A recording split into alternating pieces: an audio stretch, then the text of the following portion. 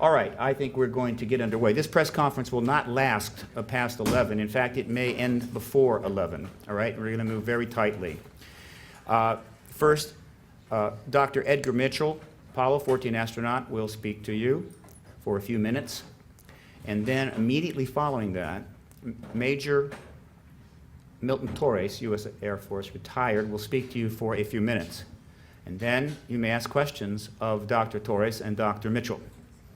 After appropriate amount of questions, then Nick Pope, a former senior executive with the Ministry of Defense in the UK, will speak to you for a few minutes. And one moment. Nick, let me get that to you. Did you see that press release that I handed out? I didn't. Okay. I had 2 extras. Where'd they go? Richard. Someone who has that press release, hand it to Nick Pope, please. But I want you to see what I wrote there. Yes. Would someone give Nick a press release, please? Oh, I had it. Please read that. Richard Dolan just got here. All right, and thank you. Very good. After Nick has taken some question, then Richard Dolan will speak briefly about announcement about his second book, very important book, following up his first very important book. And then Alfred Weber will speak briefly regarding a UN initiative that is making headway, all right, and take 2 questions.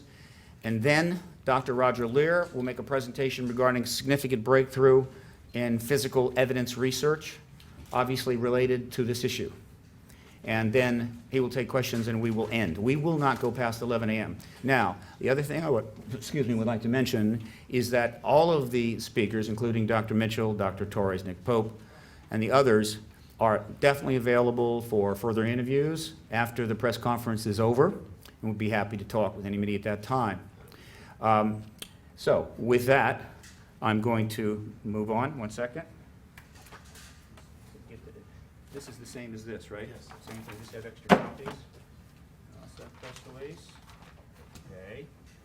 All right, and so I will now call to the podium a distinguished American, a man who is, in fact, someone who has the right stuff, which includes a doctorate in aeronautics and astronautics from MIT, selection to the NASA Apollo program, selection to a NASA Apollo program moon mission, selection to a NASA Apollo moon mission egress from the capsule on the moon, returning to our world to write several books, found the Institute of Medical Sciences, develop a number of scientific exploration initiatives, a man who has received far more awards than I could possibly list here, but which do include the Presidential Medal of Freedom, a nomination for the Nobel Peace Prize,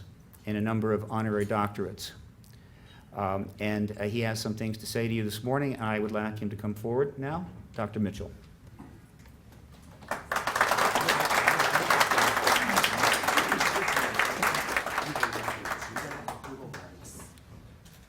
Thank you very much for being here. My story with regard to the disclosure process is very simple. I grew up in Roswell, New Mexico, the site of the first UFO crash, the alleged UFO crash. And my story is as a result of growing up there. I was a senior in high school, just going into my senior year in 1947, when on one day the Roswell Record announced that an alien craft had crashed, and the next day changed that story and said no, the Air Force said that was a weather balloon. And since I was on my way to college and more interested in those things, I didn't pay much attention to it at that point in time.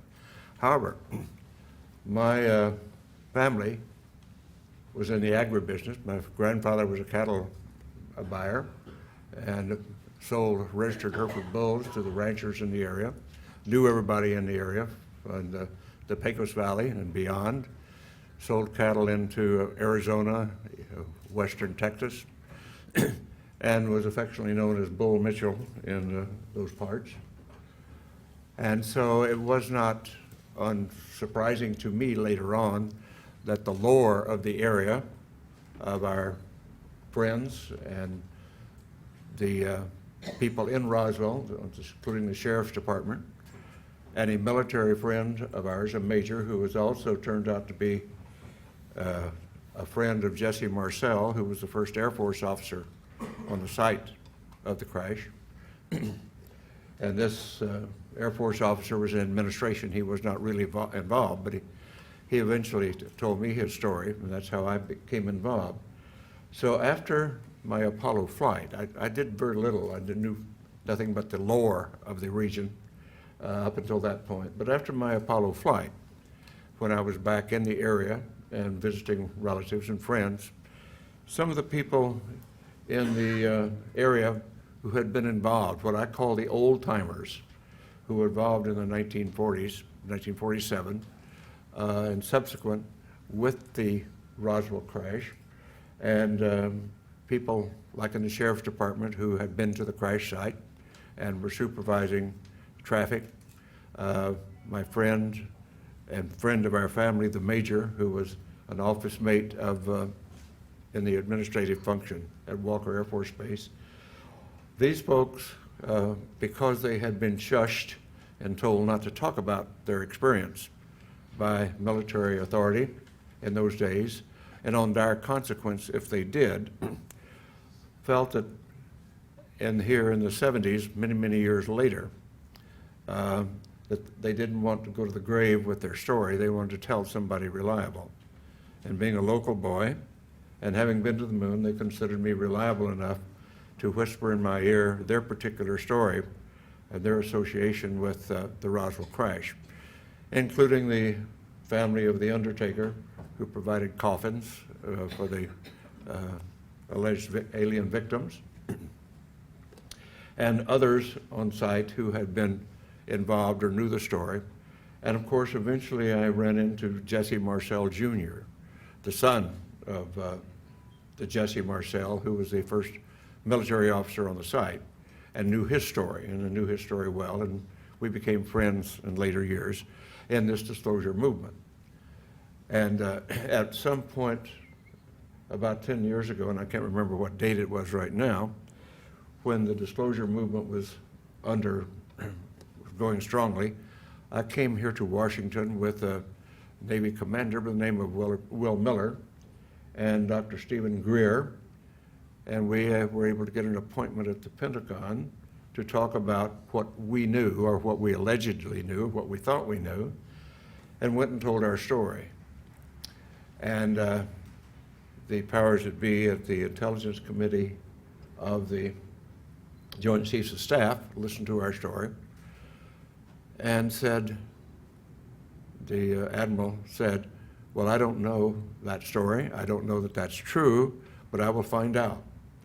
So we departed, went on our way, and subsequently learned through Dr. Greer and through Will Miller, and that those stories had been confirmed, and that the Admiral had been denied access when he tried to get into the inner workings of that process. And we had confirmation of that, although that Admiral now denies the fact that this is the fact. So my story is essentially that.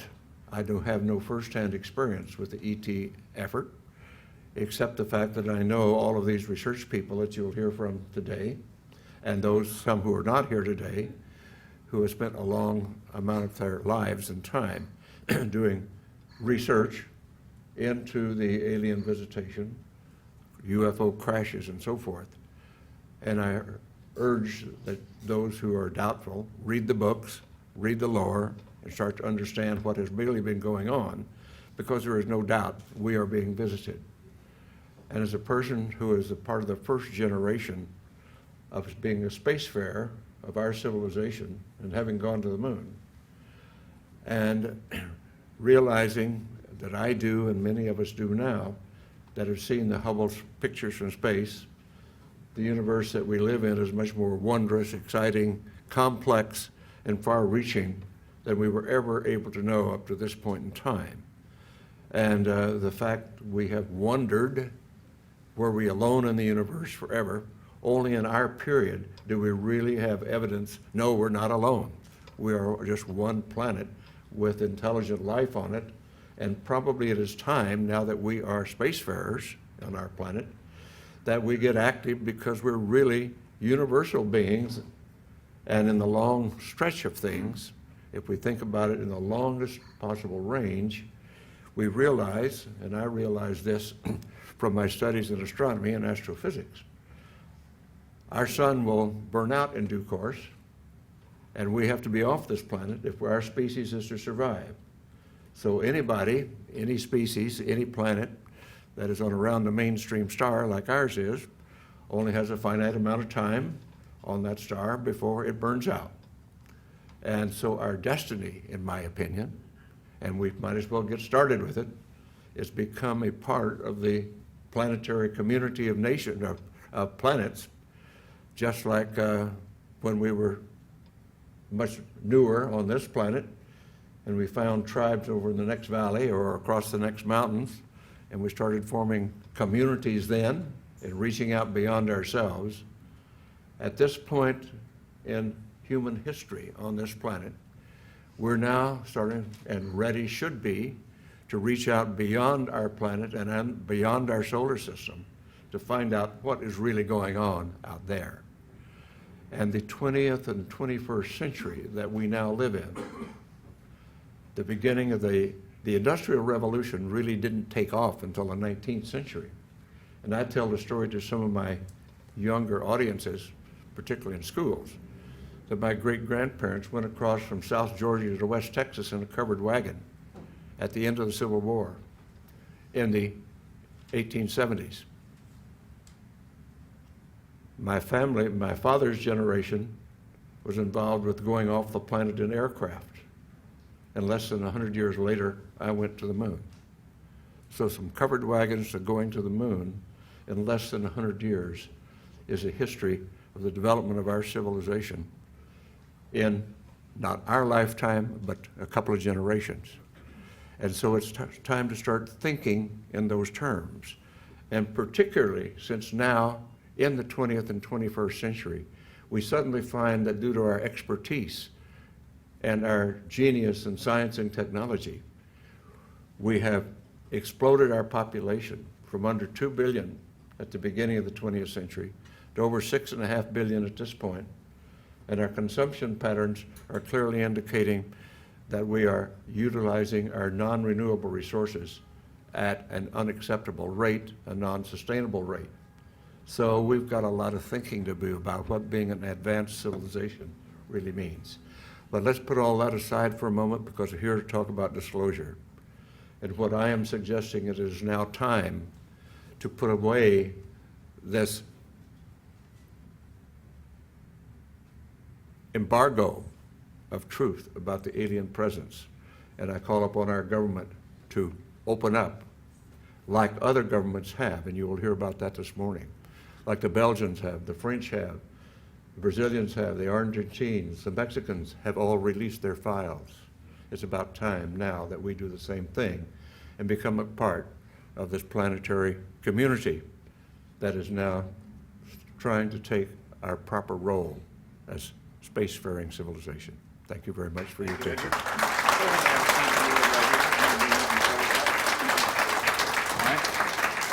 All right. I would now like to bring forward, make a few comments, Dr. Milton Torres. Dr. Torres? Here I come. All right. A little slow. By the way, Dr. Torres and Dr. Mitchell about 1.5 years apart. He's senior to me. Just a touch. As a matter of fact, we never met until today, this session.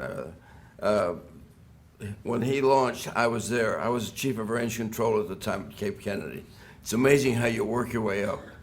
And he went to the moon. I just sat there and watched him. I'm going to make a real brief one on my biology. my biograph, or whatever you want to call it. My father was born in Key West in 1888. He went north to New York to make his fortune, whatever it was. Well, he was getting kind of old, and he decided, well, I want to go back home to Florida. So he took me back in 1950 to Florida, and there I stayed until the Korean War. When the Korean War broke out, I said, geez, I want to fly. I don't want to go into the Army. I don't like laying in mud. So, so I went to the Air Force and said, sign me up, and they did. I didn't know that I was the luckiest guy in the world. When I was in the Air Force, they said, would you like to be a pilot? Boy, the greatest thing. I had no college, I had nothing. And I volunteered, and lo and behold, I was in the top of my class, not the very top, but right number 10 or something like that. But we would have our choice of airplanes when we graduated from flight training. And I picked a fighter. I wanted the F-86F to go to Korea and shoot down some MiGs. I mean, that's the way it was in those days. They disappointed me in one sense. They gave me an F-86, but not an F. They gave me the D model. The D model was a new all-weather version so that we could have somebody launch on alert to go after the bad guys, whoever they may be coming in. They equipped us with nice radar sets so we could tell everything from on an intercept. And my first assignment out of F-86D school was RAF Station Manston. Don't forget it, it's the oldest base in England, in the RAF. I carry it right here. Bottom line, we finally became combat ready. We went down to Tripoli, Wheelers Air Force Base, fired rocketry, so we got pretty damn good at shooting down whatever it is that's gonna come and get us. So they sent us back to England, and we became combat ready, which meant we were going to share with the RAF the defense of Britain during the Cold War years. The reason they sent the F-86 over there is because none of you have to fly weather like they have in England, but they have it from the ground up at infinity. And it's a solid, it's like what they call a piece of fog. I had a Buick at the time, and I couldn't see my hood ornament most of the time because it was just that bad. Anyway, they selected us to sit alert, and we sat alert. We were sitting on the end of the runway, and mind you, the runway at Manson was a recovery base for all the bombers in World War II. When they got shot up, they brought them, and Manson was the very first place they see in England because it's just north of Dover on the Thames estuary, and it's just a huge runway, which is 750 feet wide. You don't find those anymore.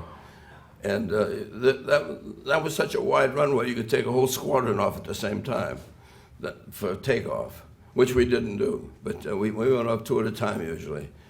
But the bottom line was we're sitting alert, and sure enough, the klaxon goes off, and we're scrambled. And we had a kind of a deal amongst the fighter pilots. The first one to the runway is the lead. I elected to be the first, and I got there. Anyway, when I got there and took off, they scrambled me. They said, heading at 020, and they gave us the frequency of GCI and said, contact GCI when you're airborne. I did. And when I did, and mind you, I was only 25 years old. I was, a kid, so to speak. But when I talked to the GCI, we were going to warn you, we're going to have a hot mission. You will have to fire all your rockets. Select 24. That's all the rockets we had, 24. And that ever scared the hell out of me. Anyway, I reached down, selected the 24 rockets like they said, and then I said, this is serious. I'm going to go through the authentication procedure. Please give me the authentication code. Because when I was USAF, on an RAF mission to shoot down whatever it was I was going to go after. So they gave me the correct authentication, which we had a top secret piece of paper with a matrix on it. So depending on the time and where you were, go down and you get 3 letters, and A, B, C, and they come back X, Y, Z, or whatever it was, because I sure don't remember. I was so spooked. At any rate, that meant it was for real. I was an afterburner, and I said, I'd like to come out of afterburner. It said, no, go gate, stay gate. That was the symbol for going in your afterburner, because we want you get this guy. He's been orbiting Ipswich, and he was in that area, and we're going to get you there. It took us out over England, over France, I'm sorry, and it turned us back. The firing heading was something around 350, something like that. But that's not important. What's important is we were in the soup, and I mean, it was solid. It was to 32,000 feet, and we never saw each other. I had my wingman with me until we broke off, and he went in trail with me. And if you ask me who my wingman is, I don't remember his name. He was a new guy in the squadron, and that was the end of that. But anyway, on the way up, they were positioning us to make this intercept on this orbiting vehicle. Apparently, somebody made a decision to shoot him down before I even was launched. I didn't know that, but they finally gave us our final vector, and we went in there, and they said, be advised, you'll have a bogey at 30 degrees at 15 miles on the port side. And sure enough, when I started painting it, I got this blob. It was not a blip, it was a blob. It was about the size you'd get of an aircraft carrier in the North Sea when you painted them. This was humongous for me. It was so strong that it literally, I didn't have to do anything to lock on except get the range gate marker near where the blip was. And boy, when it did, it just automatically, the lights went out, everything, and you had firing information already. It was one of those things that just was a storybook flight. So I was going in, and at 20 seconds to go, on the lock-on, we start our final penetration to fire. Now, the information we get from the radar says this guy was going fast at this time. He was going about maybe 100 knots faster than I was, and I was at Mach 0.92, which was all the F-86D could do. It's not like the modern jets. But anyway, as I was going in, and I had a strong, good steering information, I was expecting what we call the last phase, the phase 3, where you get a line, all the circles disappear, and all you have to do is take a little dot and put it on that line and keep your finger on the damn trigger. Well, sure enough, I started getting down there, ready to fire, and the circle started coming down, and the next thing I know, the overtake went from whatever it was, my speed, it was about 1,000 knots, something like that. If he took off, I estimated about 10, Mach 10, in an airplane that doesn't go Mach 10. You know, airplanes don't go Mach 10. Not that anything I've ever seen. And this was never made by a human being. This was something that was totally different. I've never seen. He could do things that I couldn't do. He could stop and start and keep going and everything else. But he took off. And he took off, and in 2 sweeps on the ground, he was off their scope. He was off my scope sooner than that. But as soon as that happened, the mission was over, and I couldn't fire. So on the way down, the GCI controller says, contact us on the landline. We have very important information for you. I said, Roger. And I did that. I recovered at Manston. The weather was still bad. It was still night. And I had an entire mission with night weather, which is Joule time on your Form 5. Anyway, I got down, got to the phone, called the landline, and they said, this is a top secret mission.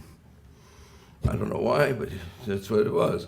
And it says, you're not to talk about it. We're going to send someone down from London to talk to and debrief you tomorrow. I said, yes, sir, thank you, and hung up.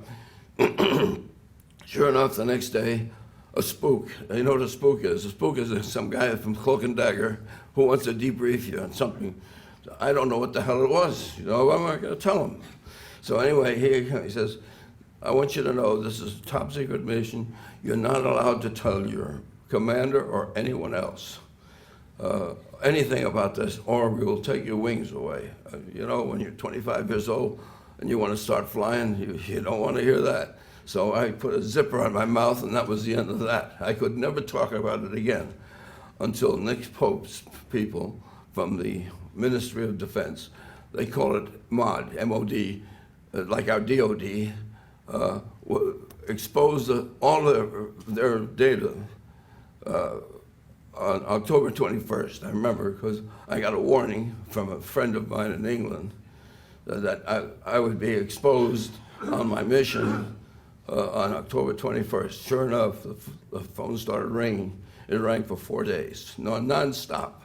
This is the London Times, this is so-and-so, ABC, NBC, name it, this is CNN, and so on. Anyway, make a long story short, I am now able to talk about my experience that I just told you about. I know nothing about it. I held that for my father, who was 121 years old if he was still alive, but I never could tell him about that. Anyway, I'm sorry, the whole recollection, it's such a relief to let me know that I can talk about this thing. Okay. Are you okay? You okay? Huh? You have any, you want to talk to? No, I'm all right, I'm okay. I just thank my father. Take your time, finish up when you're ready. Anyway, disclosure is what we need. There are many more people like me that are running around with secrets that they can't talk about because nobody will release it. And I think we should get together even with the Russians, because I'm sure they know a hell of a lot more about these aliens than we do. But it's a really important thing for us to know about this thing so we can go forward. They have technology that we haven't even dreamt of. I'm sure their propulsion system was something like anti-gravity or something like that, because they can stop on a dime, they can take off at Mach 10 or greater. It's unbelievable what they can do. So we need to know these things. So the only reason I'm here is to tell you, let's disclose this whenever we can, please. Thank you. Thank you.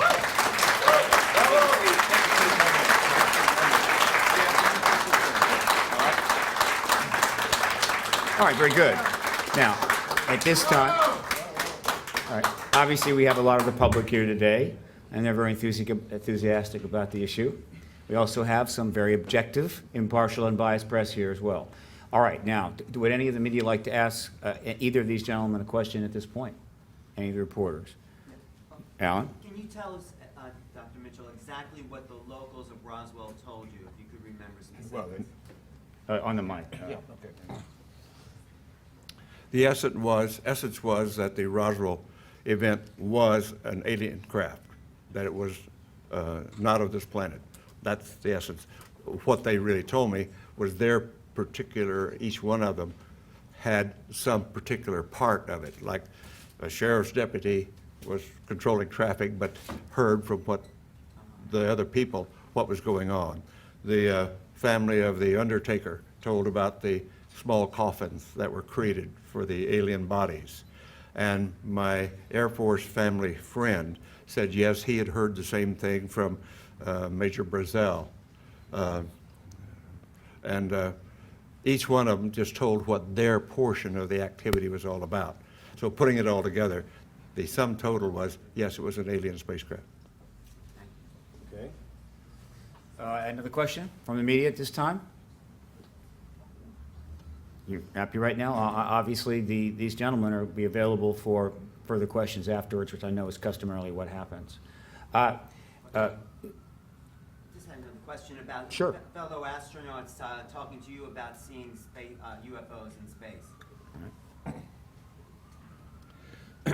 No, I have talked to all of the astronauts up through the Apollo program, and the only ones that have had UFO experience were in their Air Force careers, where, like this fine gentleman, were vectored to chase a UFO, never quite made it, couldn't quite get them in their sights or whatever.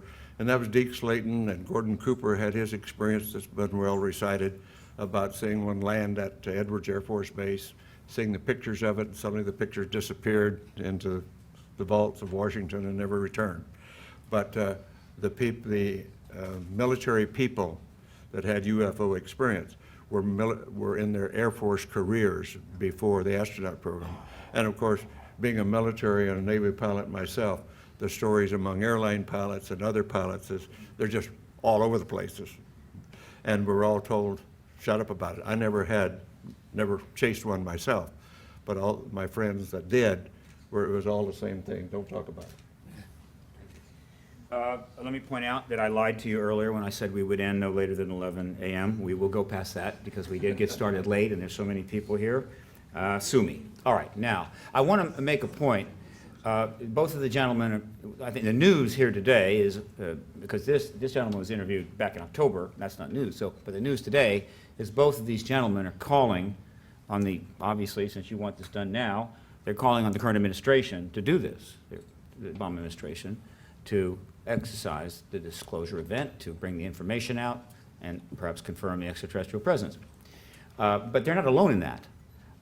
If you do a cursory check on the internet, you can easily find that the former head of the transition team for the current president, the former chief of staff to President Clinton, the former advisor to President Clinton, John Podesta, and now the founder and the CEO of the Center for American Progress, has in this room, 2003, and in the Lissagore room, 2002, called for exactly the same thing, the release of all UFO documents by the United States government.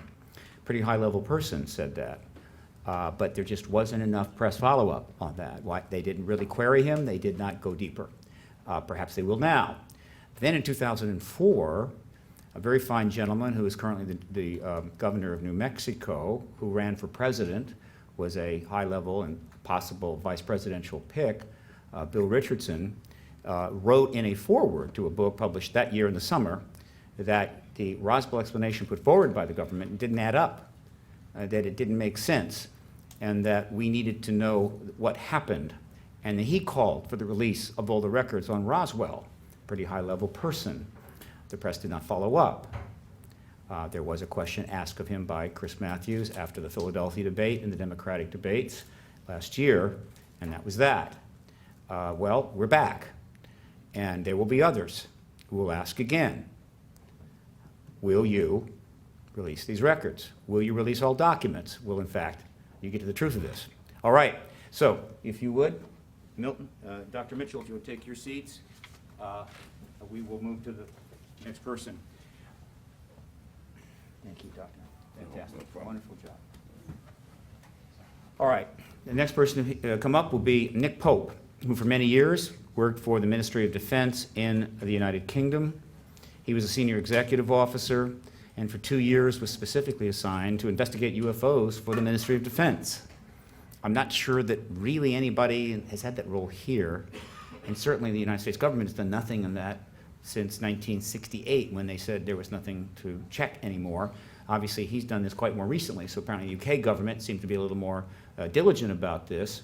And the reason he is here is because the UK government made a decision right after the French government started releasing all of their files to the internet to start releasing the UK files. And they've done it in a time release fashion, so they're releasing thousands of files, and then they'll wait 6 months and thousands more, and then each time they do that, it generates a whole news cycle again as various reports come out alluding to events that happened in the news articles about these events all over the UK, generating hundreds and hundreds of articles. This has generated a lot of press in the UK, a lot of activity, there's a lot going on, and this gentleman has been in the middle of it all. And so we want him to brief you about that. And so Nick, will you come to the mic, please?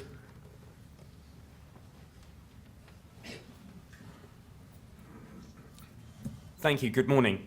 I worked for the Ministry of Defense for 21 years, and between 1991 and 1994, I was actually the person responsible for investigating UFO sightings.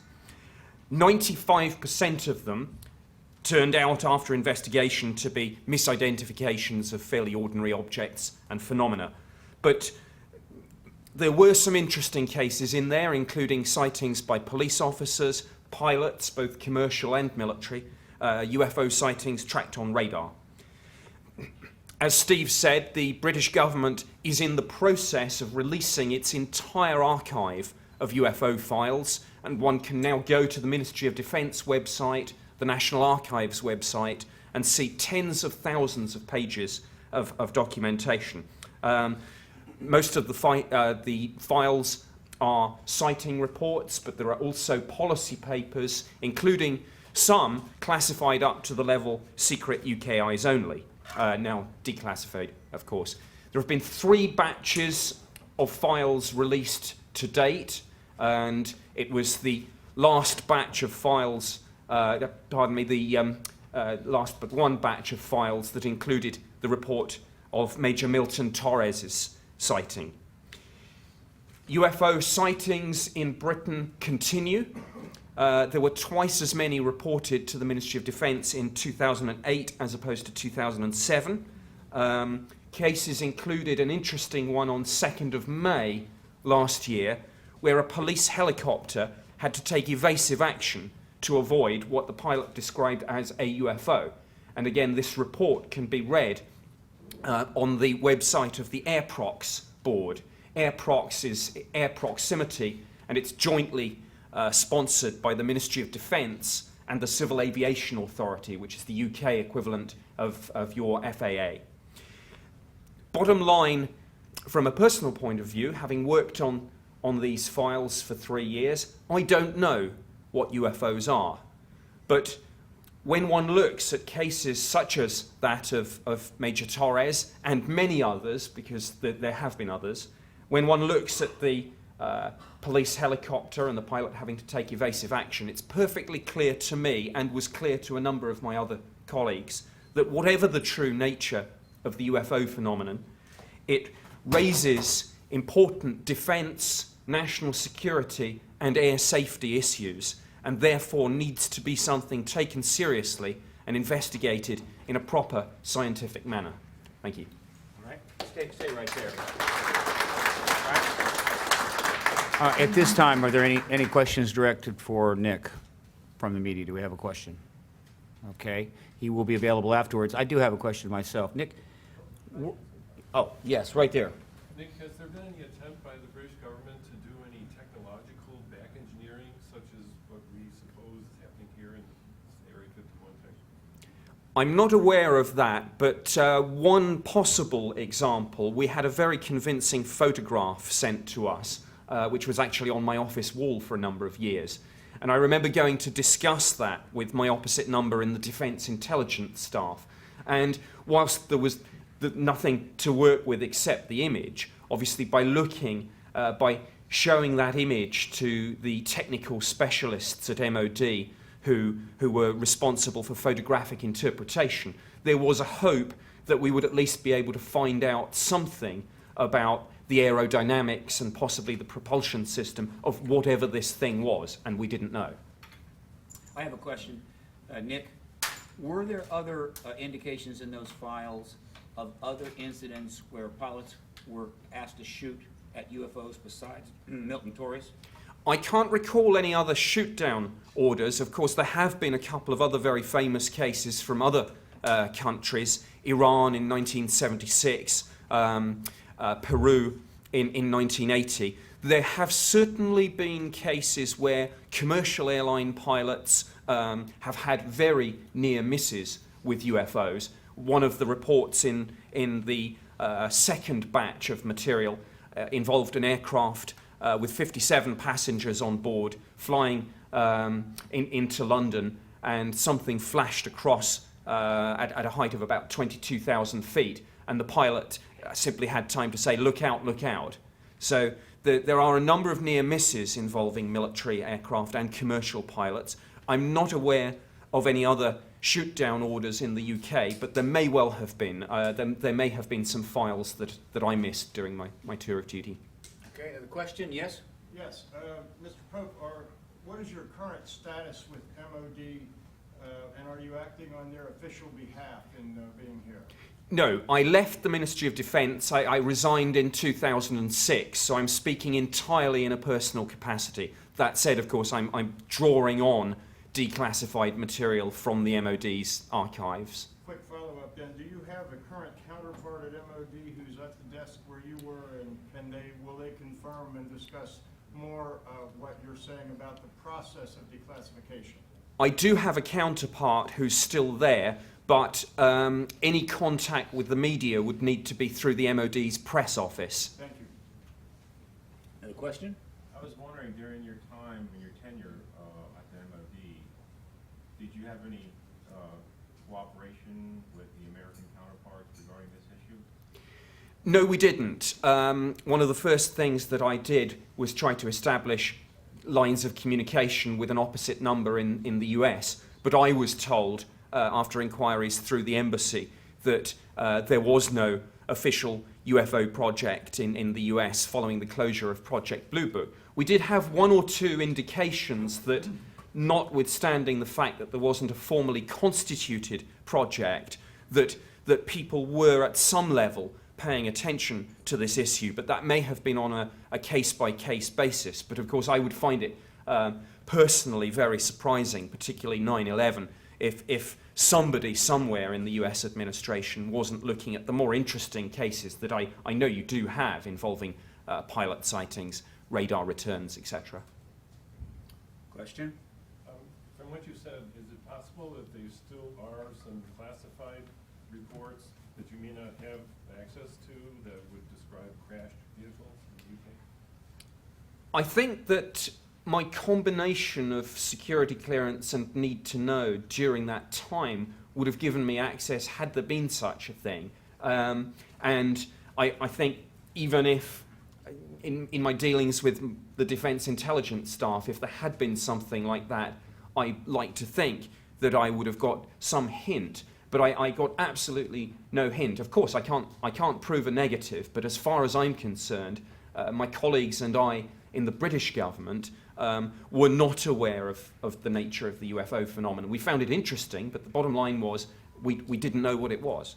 I'm trying to figure out what the classified reports may contain. Well, classified, some of the more highly classified documents on UFOs, of course, relate not to extraterrestrial spacecraft, but to, for example, information about the capability of military radar systems, information that would, if released, show methods and sources of gathering intelligence. Anything about the Brentwaters case that has been released? The Bentwaters case from December 1980, yes, I mean that's Britain's most compelling UFO incident. The case file on that was the subject of a targeted FOI release actually back in 2001. So the release of that file, which is in the public domain, actually predates the policy decision to open the archive in the wider sense. Okay. All right. So I think Nick will, of course, be available after for additional questions. Thank you very much, Nick. Thank you. Shall I All right. sit there or- No, you can go back.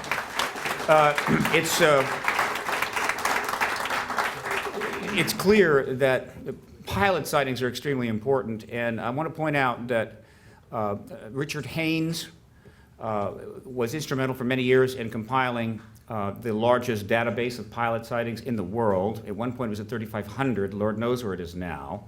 He worked for NASA for many years. I believe he's retired. I believe that database is now in the hands of NICAR. It's a group that deals with the issue of this phenomena and aerial safety.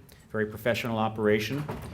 How many they have now, I do not know, but I know that because Dr. Haynes was doing that, many pilots who could not speak anywhere else would come and give them the report, and they might very well be anonymous in that, but they had a place to go and talk. I don't think that Dr. Torres knew that.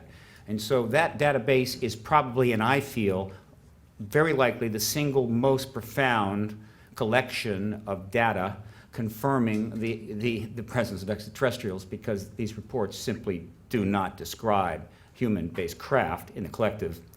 But the press has been very reluctant to really go and look at that. But it's there, it's been there for many years. You may want to do that.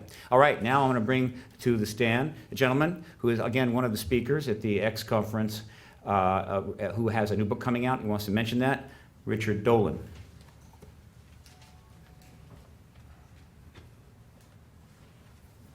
Thank you, Stephen, and good morning. My name is Richard Dolan. I am the author of a study entitled UFOs and the National Security State. I'm happy to announce the publication of the second volume of this three-volume history, which covers the UFO phenomenon from the Second World War to the present day. This new study, subtitled The Cover-Up Exposed, is due for release in the late spring of 2009.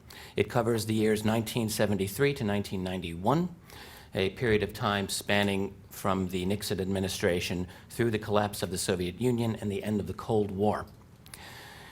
Using archival sources from the United States and Canadian National Archives, professional journals, and direct investigations and personal interviews that I've conducted, the 600-page study provides a comprehensive analysis of the critical UFO encounters by military and civilians worldwide.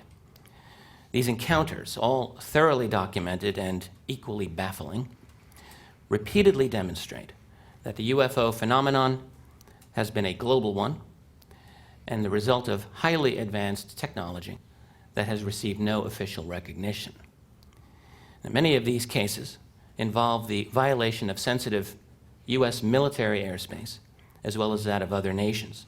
Some of these include the unexplained intrusions over American and Canadian air bases in late 1975, the spectacular interception attempts of a UFO over Tehran in Iran in 1976, an event tracked by American defense satellites, incidentally, the landing of an unknown object near two American-operated air bases in Britain in 1980, the Bentwaters case just referred to, the appearance of large boomerang-shaped craft north of New York City during the 1980s, military records describing attempts to intercept UFOs by the nations of Europe, South America, Africa, Australia, and Asia, the appearance of triangular craft throughout the United States, Europe, and the Soviet Union, including the attempted interception of a triangular aircraft by Belgian F-16s in 1990, and numerous sightings of anomalous objects in Earth orbit by Soviet and American astronauts, in particular those in the shuttle program. This study also presents an analysis of UFO secrecy itself, throwing light on areas that have long operated in darkness. I have tried to analyze the structure of power behind the scenes. I've tried to describe black budget and special access programs and how they factor into this, studying the relationship of military versus corporate secrecy of the UFO phenomenon. And I have attempted to provide a geopolitical analysis throughout to bring the topic of UFO secrecy into the mainstream of historical understanding. Finally, I'm happy to mention that this study provides a first-ever analysis of the history of UFO research itself.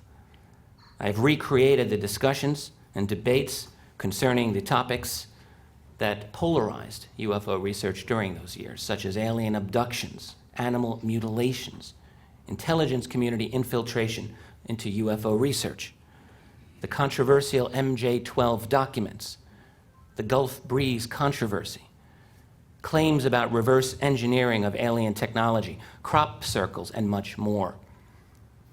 I've also studied the effect of new technologies, such as the internet, on UFO research.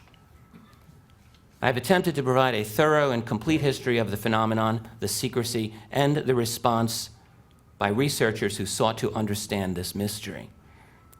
Behind it all is a backdrop of a world in technological, economic, and political transformation. UFOs and the national security state, the cover-up exposed, is my attempt to take the reader through a fascinating turning point in the history of the UFO phenomenon, as well as the history of the modern world. The book is due for publication in June 2009. I would encourage you to visit my website, keyholepublishing.com, for announcements of publication and availability. Thank you very much. Thank you. Richard, can you get those press releases? Now, I wish to bring forward another speaker from the X-Conference. He is an exopolitical activist and a political activist before that, going back many, many years. He's been involved in multiple projects.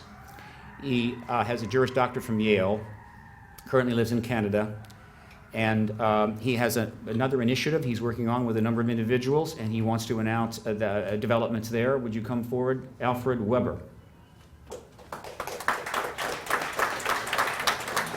And the press releases on this are going to be up here as well. You can come and get it later.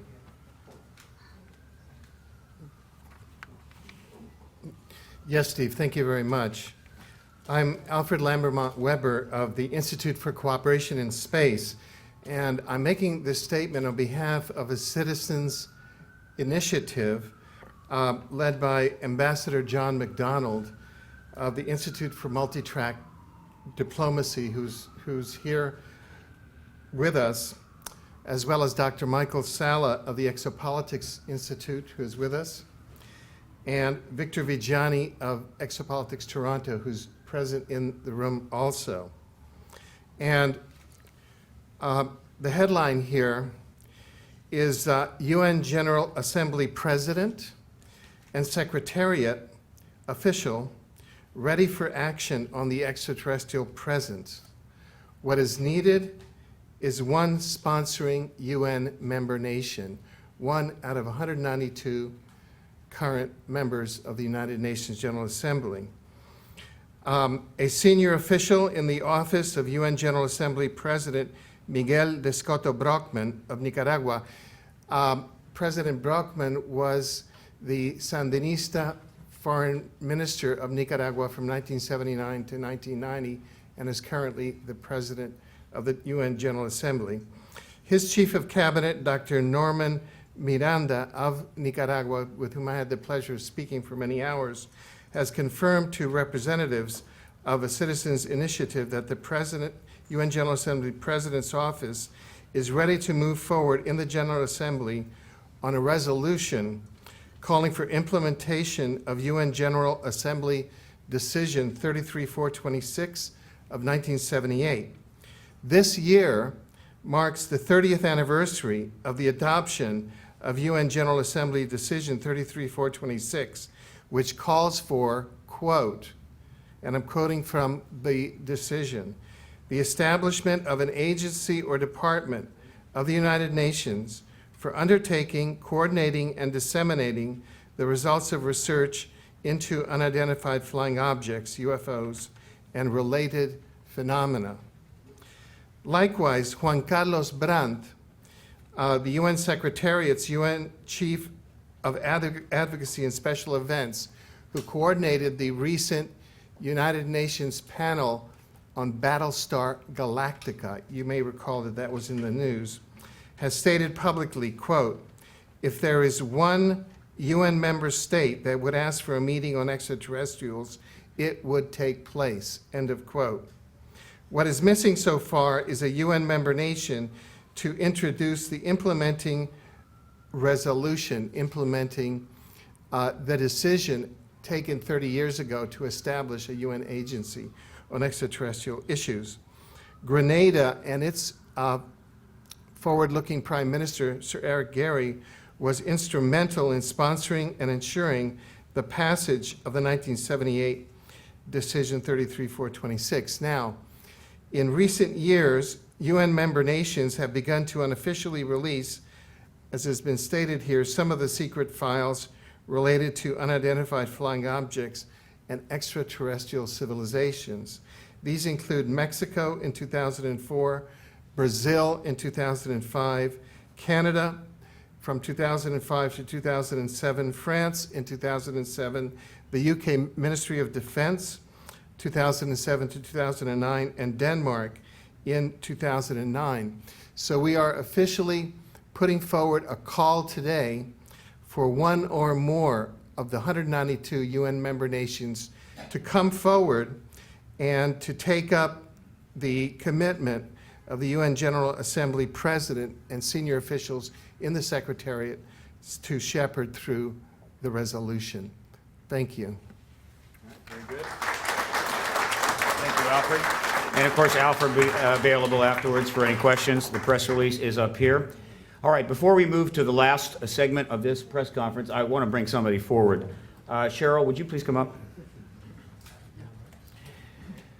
This press conference is held after every X conference, which is, we've had our 5th one, and I think it's important. I wanted to acknowledge somebody. The host of every one of the X conferences is been Ms. Cheryl Jones. And the reason I brought her up here is that Ms. Jones is a television journalist and former CNN news anchor, one of the early pioneers of women news anchors. And she became interested and knowledgeable about the issue and had the courage to look into it and measure it, and as a result became involved and has lent her prestige and her background to us for 5 years, and I hope we'll continue to do so. But I wanted you to know about Cheryl. You want to say a couple things? Sure, Please. absolutely. Thank you so much for being here this morning. And I just want to say and reiterate something that you have already heard this morning, and that is that this story is absolutely the most important story of our time. And were it not for the courage of the people that you've heard from this morning, we wouldn't be here at this stage. We've been through times of seeing the story being ignored, ridiculed, discredited. The experiences that the people that you've heard from have been unbelievable. You've just heard a bit of it this morning. But the courage that the people that you've heard speak, what brings them to this day, those stories are just unbelievable. And we can only imagine, not having walked on the moon myself and not having been through the experiences of the people you've heard from, Major Torres. I can't even begin to comprehend what they must have experienced. But having been in the television news business myself, I think I know a little bit about a good story, and I know from your presence here this morning you do as well. And let's hope from this day forward we can put the way the story's been treated in the past behind us, give it the proper respect and importance that it deserves, and heed some of the advice of Dr. Edgar Mitchell, and really look at it seriously, study the material, and listen to what's being made available to you. And again, thank you this morning. Thank you, Cheryl.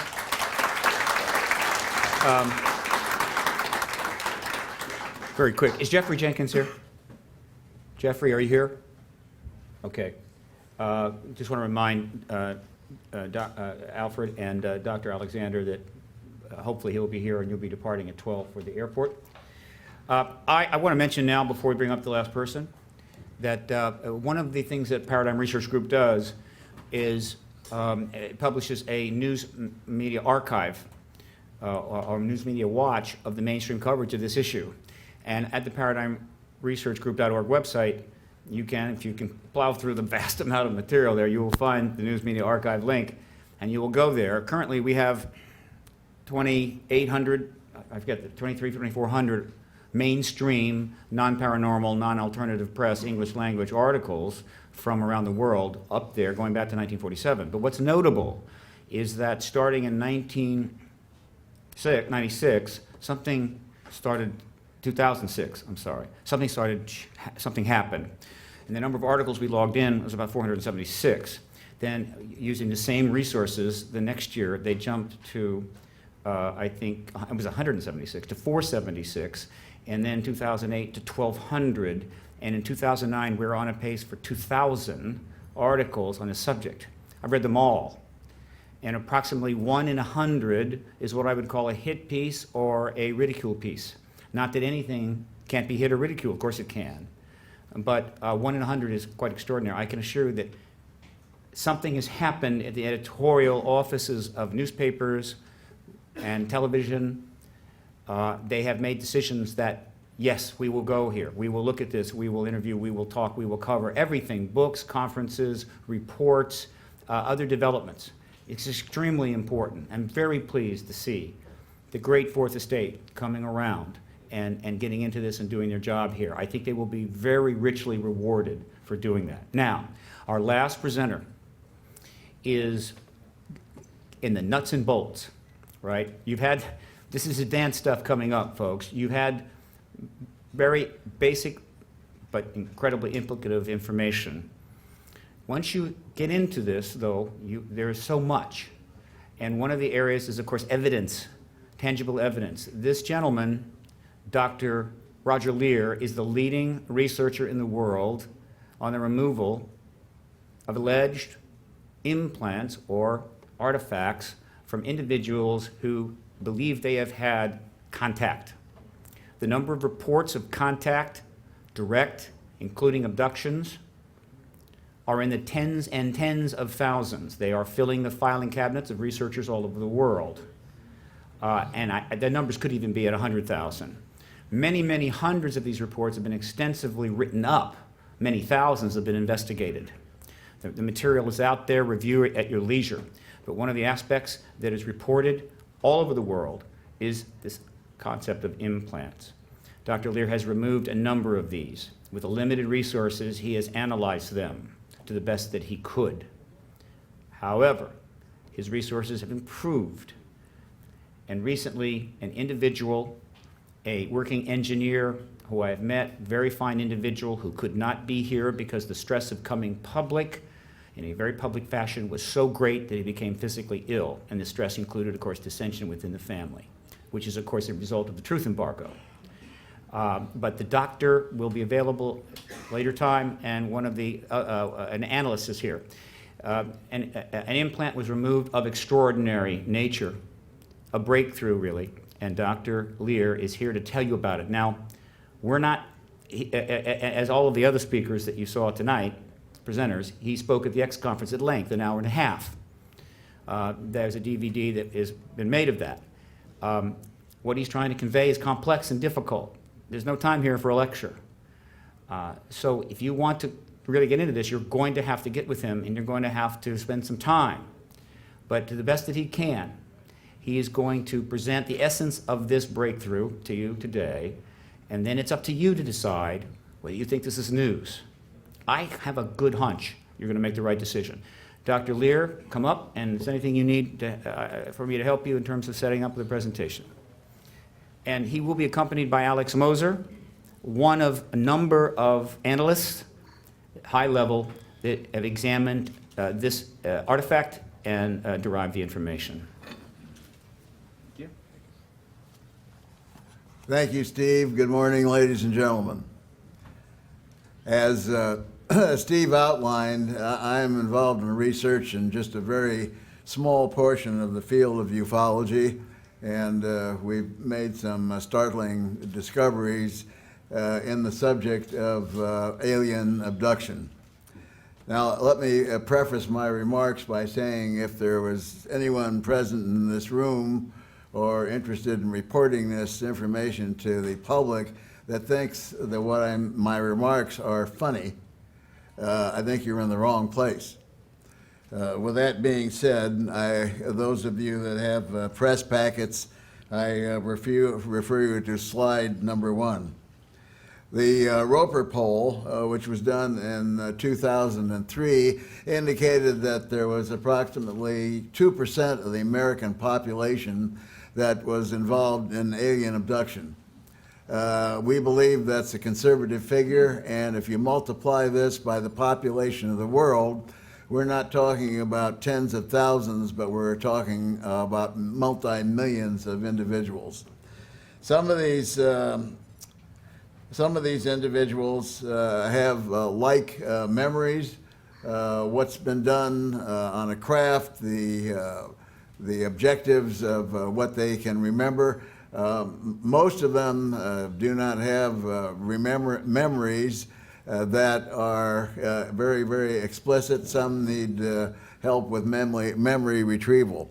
What we've done is to set up a situation in which we don't allow anyone to undergo a surgical procedure that has had previous hypnosis. And that's just primarily from the fact that we don't need the criticism in a scientific study. However, if the information that is retrievable is to be had, we give that person the choice following the surgery procedure, and we refer them to a qualified specialist in that area. Slide 1A in the press packet will show a picture of what one of these objects looks like. This is a T-shaped object, which is approximately a sonometer in each direction, covered with a very strange biological coating. A coating that is so strong that when the object is freshly removed, you can't cut through it with a surgical blade. The next slide is slide 1B. Shows another kind of an object that we removed, another metallic rod, which is also covered with a similar dark gray impervious membrane. And this material is also very strong, and you can't cut through it with a surgical blade. We have, at the present time, with our 15 surgeries, we have approximately 7 of these objects in which you could line them up on a surgical drape. You would not be able to tell one from the other. Next, we'll refer you to slide 2. Of the 15 surgeries that have been performed, we have submitted these, not in totality, but in piece, because we haven't had the funds to really go into this in a full-blown project. Fortunately, I was able to get assistance at one time through the National Institute for Discovery Science, and that was much appreciated. That's a Bob Bigelow enterprise, and I will always be indebted to him for his help with this. Now, there are some biological aspects which I have to mention at this time. If you get an object in you, you usually can see where it went in, a portal of entry. Something that's a sonometer in various dimensions is a pretty big size piece to get inside. You usually should be able to see where this went in. In none of these cases has there been a scar or an opening in the skin. All the individuals who allege have implants are submitted to some rigorous examination before we have anything to do with them. They must produce either on an X-ray or a CAT scan a viable object which is more radiodense than the surrounding area. We see when these have been removed and we examine the tissue pathologically that goes around the area, there has been absolutely no inflammatory or rejection reaction. This is, within our technology, not possible. The majority of these objects, as I described, are these small metallic rods covered with this very strange biological coating. And quite recently, we found out that, I hope you're all sitting down, that this biological coating seems to be growing from the metallic structure within.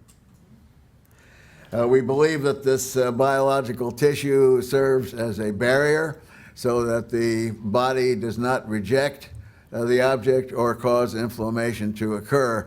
And as you can see, if we had the funds to back engineer this and find out how this works, it would be a tremendous boon to medical science, as we could wrap a transplant organ, a pin, a screw, or something of that nature, put it into the body, and the individual would no longer have to take immunosuppressive drugs for the rest of their lives. I refer you now to slide 3, and unfortunately, we can't do much with this one because there's a small segment, about 30 seconds, of one of the surgical procedures that was performed. We were going to show that to you, but unfortunately, we weren't able to get that facility set up. So in conclusion, in reference to the biological data, we have looked at this in quite an exceptional manner, using every bit of science that's at our disposal. And we see that this looks like it represents a science which far exceeds the biological science that we have on Earth.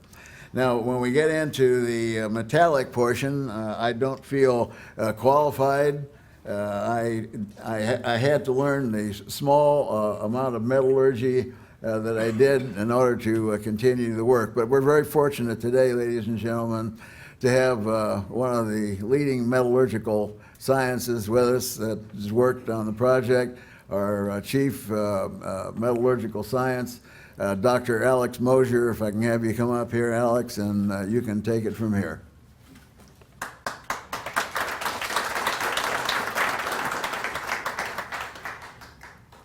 Well, my background first, just to let you know, is I've got a PhD in physical chemistry. I've got a lot of strength in analytical instrumentation analysis, materials analysis. I've designed and built my own instruments from Raman to haze meters and the like. So we had a number of analyses performed, both within, while the sample was within the body and also outside. Now, I'm going to refer you to the PowerPoint presentation that well, kind of looks like this. It's got, I think, this is black and white, but it has a, 2 PowerPoint slides per page. And we're starting off at slide 9, and that should be in the press kit. Also, let me apologize. The press kit I produced some really awful images. I printed them out on a photographic printer, and they didn't seem to come out, I think, because of contrast issues. And I was planning to show them with a projector. So we'll be posting that on a website if you're interested. I don't have that website just yet, but I'll let you know afterwards. Closer to the mics, please. Oh, okay. All Yeah. right, let's get these up.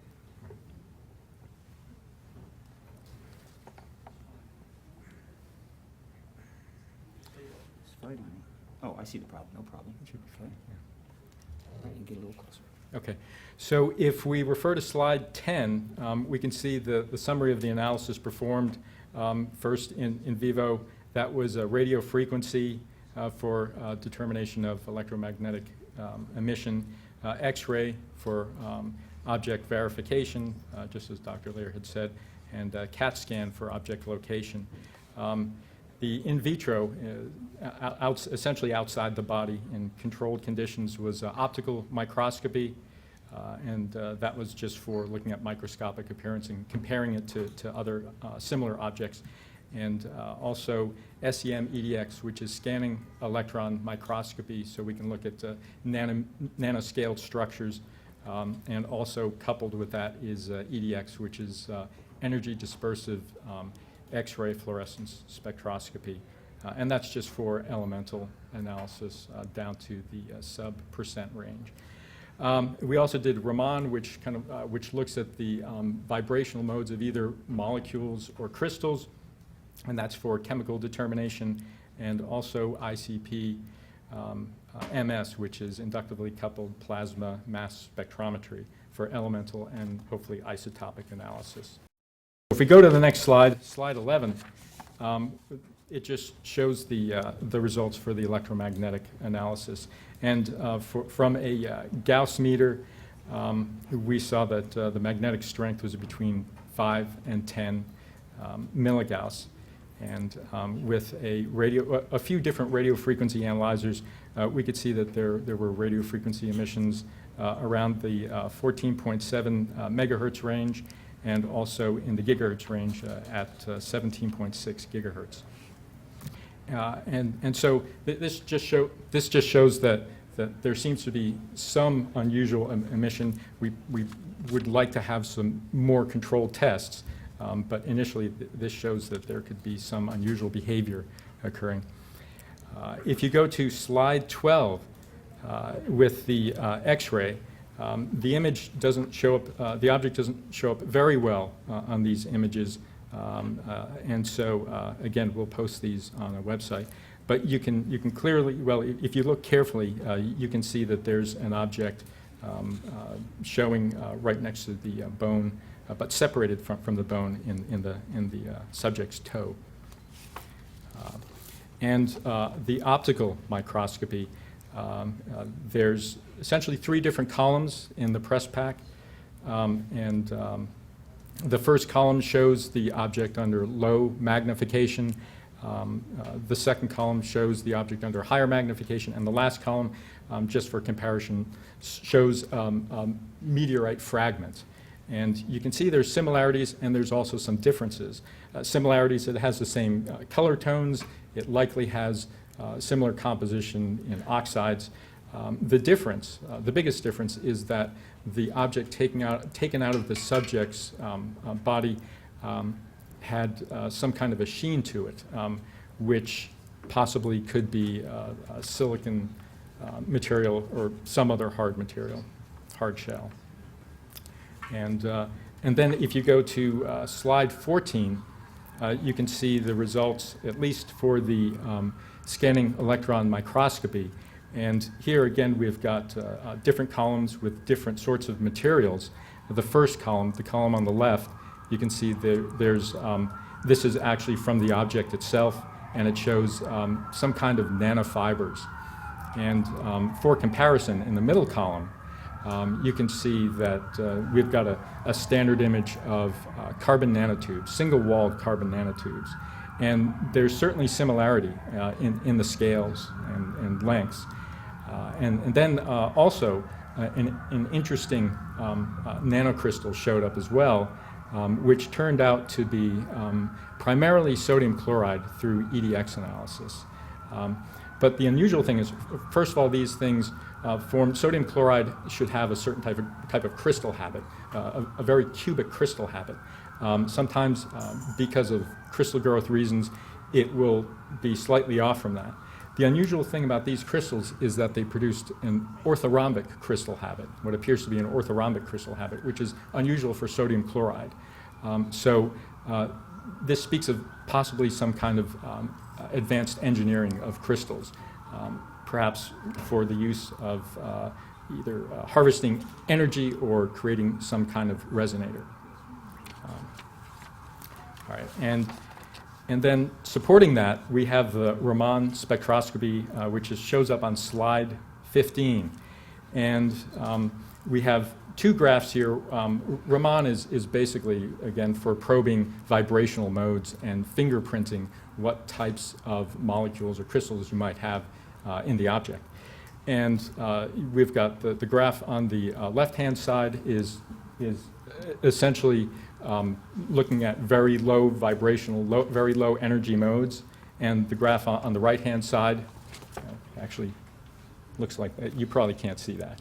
The graph on the right-hand side shows the higher energy modes within this material.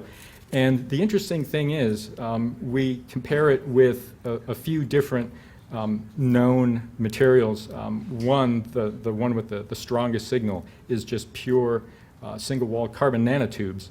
It's also compared, the object is compared against a meteorite fragment and also against silicon.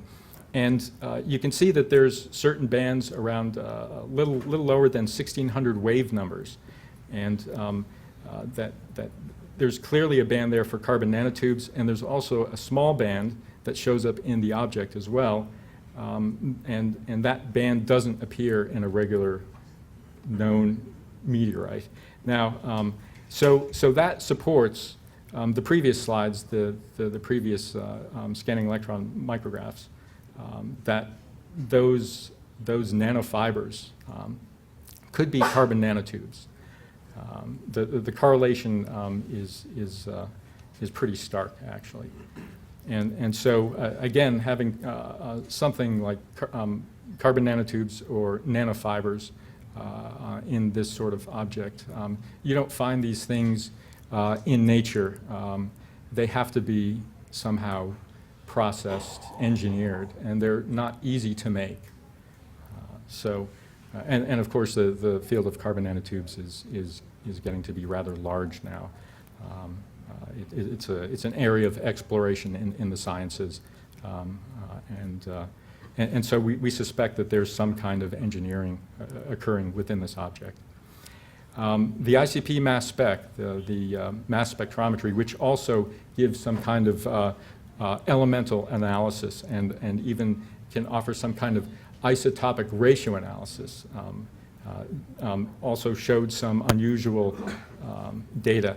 And essentially, and this is on slide 16, because of the presence of gallium, germanium, platinum, ruthenium, rhodium, and iridium in the combination in which these elements show up,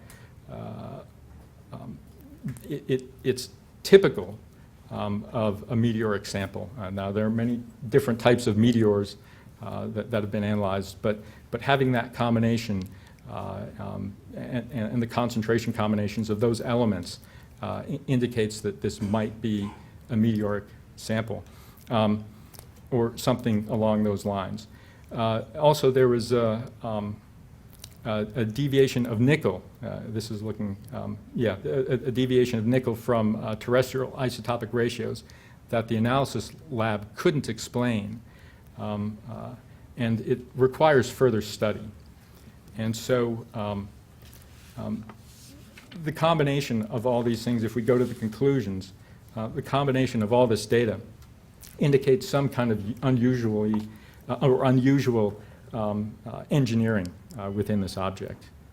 And elemental analysis indicates it's likely non-terrestrial. It could be meteoric, possibly. It could be something else. The SEM and Raman analysis indicate carbon nanotubes in the object. To date, carbon nanotubes have not been found in meteorites. There's one meteorite that's been analyzed that showed some kind of carbon onion structures or something resembling buckyballs, but nobody's ever found anything resembling carbon nanostructures or threads or fibers. So this is unusual in itself. And of course, the electromagnetic emissions indicate possibility of a functional device that may serve to monitor or control. Now, all this analysis that was performed on a relatively low budget. And to really do a very thorough analysis, we need more money to do this work, just to pay for the analysis itself. And there's many other analysis that we could do that might show some kind of a circuitry or some kind of structure similar to some kind of an operating circuit.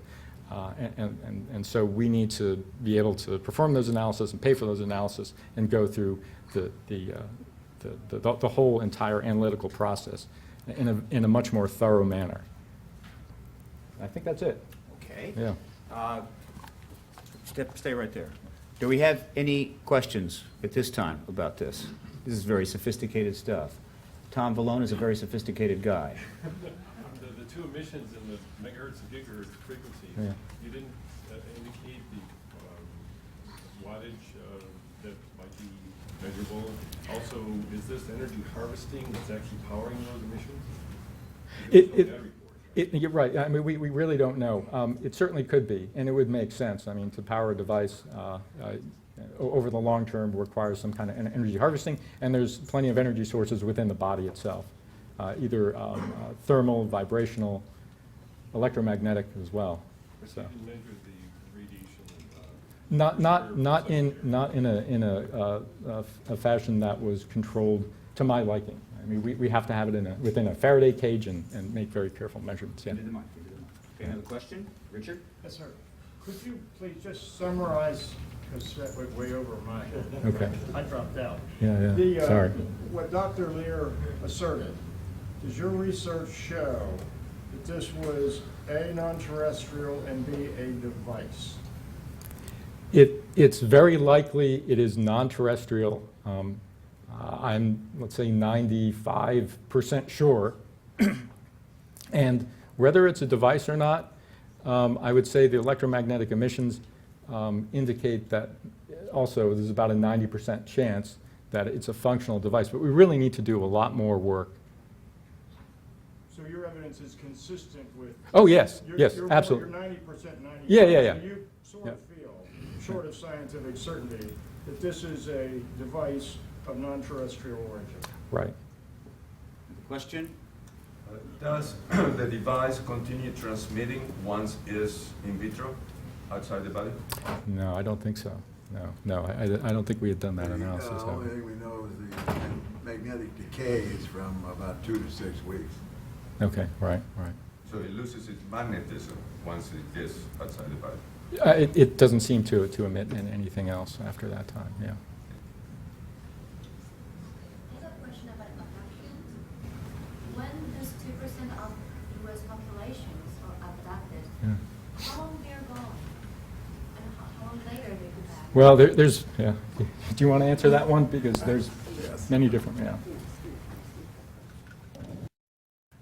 The abduction phenomena involves, in linear time, varying amounts of time. Now, I've studied these cases over a period of number of years. And as you know, the Travis Walton case is a case in which the individual was taken aboard a craft, and it was days later before he was returned in linear time. However, many that there is seemingly no time differential between the time they are taken and the time they were returned. There are other things about the phenomena which require a lot more study and better understanding through earthly science. The reports by individuals who are on a craft may see things that are disproportionate to what we see as far as even in linear measurement. A craft from the outside may look like it's one dimension. On the inside, it can look like it's 10 to 15 times the size. So to answer your question, as in linear time, that's the best example I can give. It's either from 0 to the longest known case is about 7 days. Okay. Other questions? Question right there. Yes. Yes? Speak up, please. So, when people are gone for 7 days, some friends are worried about that, but we don't have so many abduction reports. That's true, because the average abduction case, they are not gone for 7 days. And the Travis Walton case was a rather unusual case, which I won't go into, but the family and the police department of Snowflake, Arizona, were looking for this man. He was a forester, and he was with a crew, and the crew had been taken in and accused of kidnapping and murder. So this is not typical of an ordinary abduction case. Our time is short, so we need more. The abduction phenomena, contactee phenomena, is vast. The resources are enormous. You can go out and spend many weeks reading it. If you got a question specific to this implant's extraordinary physics, any questions there? Any more? Okay, would you go ahead and sit down, please? Thank you so much, gentlemen.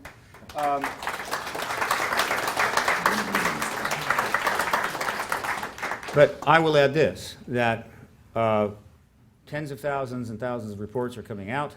Many of them involve implants. Many of these have been analyzed. They come from in the navel cavities, other parts of the brain, earlobes, arms, and what have you. It's extraordinary physical evidence. I point this out not because I believe it's necessary to confirm the ET presence. That's been proven many times over. In fact, it was proven by 1952. But there are people who like that physical stuff. They want to see that. Well, there it is. So one can look into this at their leisure. Dr. Leir and Alex will be available afterwards, all right, and you can question them then. Now, I'm going to bring this now to a close. Some housekeeping things very quickly. Alfred and Dr. Alexander, your ride will be waiting for you at 12, directly downstairs. You want to get downstairs out the 14th Street entrance, about 5 of 12, and you'll be gone. It's Jeffrey Jenkins, all right? Secondly, all speakers and activists connected to PRG and special PRG guests are to meet in the 4th Estate restaurant for a working lunch for the next few hours. You can go in really any time. They're kind of set up, but we'll get underway around 12. Again, to finish, this is the Paradigm Research Group press conference after the X Conference 2009 held at the Hilton Gaithersburg. It will be held again in April of 2010. I believe, as I've said publicly on many, many radio and television programs, that the Obama administration, through the nature of who they have appointed and other indications and other information I'm receiving, has made a decision to disclose the ET presence. But that is, of course, an assessment. They are certainly not saying anything. All right? However, the window of opportunity is very, very wide. We are encouraging the administration, which has dedicated itself to open and transparent government, to commit the ultimate act of openness and transparency, and to do it immediately before this truth embargo becomes its embargo, and it has to explain its reasons for delay at a critical time in the human race's, how would you say, development on multiple fronts. If it does not disclose by the end of May, this is not a threat or anything, it's a mistake. Don't threaten the United States government, they're heavily armed. But the first 100 days plus 30, because I have to admit this gentleman came into a rather extensive array of very profound problems. So we're providing an additional 30 days. If disclosure is not taking place, PRG has a substantial network and quite a bit of documentary evidence connected to this, particularly politically, particularly to the Rockefeller Initiative and the Clinton administration, and we are going to be extensively putting that out to the media. And we're just going to make it as difficult on them as possible. We don't want to, but sometimes that's necessary. And finally, if they choose not to disclose by the end of May and wait, maybe they want June, maybe July, or whenever it's convenient, there is a very real possibility, I believe above 50-50, that another nation will in fact act preemptively, not preemptively, proactively on their own and disclose the extraterrestrial presence. And they will wake up and they will pick up the Washington Post or the Washington Times, and the headline will read, President Sarkozy of France today will tell the French people about the confirmation of an extraterrestrial presence and provide evidence from the French military files. And we will follow and they will lead. That's what's at issue today. I think it's a pretty big issue. We're getting a lot of calls for Dr. Mitchell to appear on some very fine shows. That may not be possible right away. He has some substantial demands on his time. But believe me, he wants to do those shows, and we will do everything we can to service those requests. But I hope those requests will keep coming in after this is maybe faded just a touch out of the news cycle. I thank you so much for coming today. We look forward to perhaps another press conference, maybe after disclosure in April of 2010. Thank you.